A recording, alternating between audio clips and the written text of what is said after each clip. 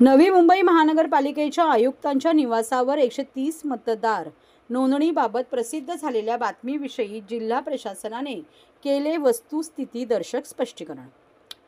31 October 2025 रोजी प्रसिद्ध झालेल्या काही वृत्तपत्रांमध्ये नवी मुंबई मनपा आयुक्तांच्या निवासावर 130 मतदारांची नोंदणी अशी बातमी प्रकाशित झाली आहे।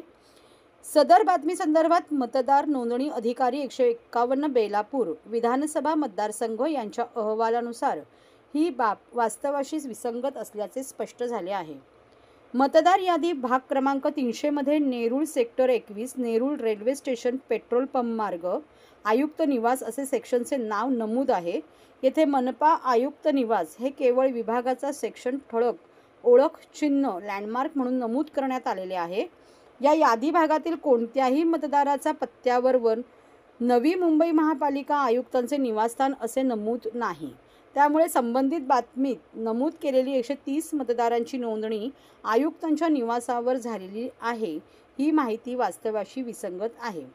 मतदार यादी भाग क्रमांक 148 संदर्भात वृत्तपत्रात नमूद करण्यात आलेल्या सुलभ शौचालय विषयक उल्लेखाबाबत तपास करण्यात आला असता हे ठिकाण 2 मजली असून पहिला व दुसरा मजला वास्तव्यासाठी वापरत असल्याचे निदर्शनास आले आहे।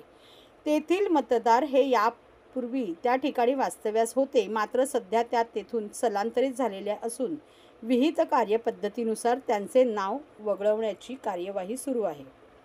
मतदार नोंदणी अधिकारी 151 बेलापूर विधानसभा मतदारसंघ यांच्या अहवालानुसार वृत्तपत्रात प्रकाशित बातमीत कोणतेही प्रकारचे तथ्य आढळून आले नाही असे जिल्हाधिकारी व जिल्हा निवडणूक अधिकारी ठाणे डॉ. श्रीकृष्ण पांचाळ यांनी स्पष्ट केले आहे।